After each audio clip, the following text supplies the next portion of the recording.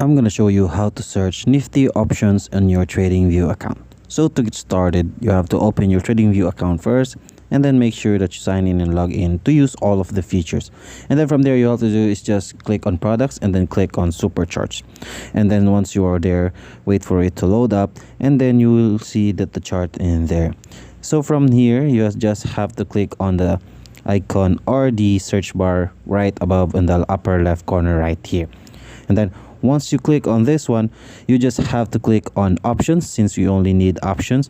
And then from here, we have to type in NSE Nifty. And then when you type in NSE Nifty, just click on the first option right here, and then from there the NSE Nifty will just shown on your chart. So this will give you the choices or to do the strike cash or strike calls or strike puts.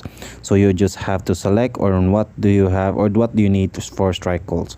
So that's it. That's how you show or search for Nifty options in TradingView.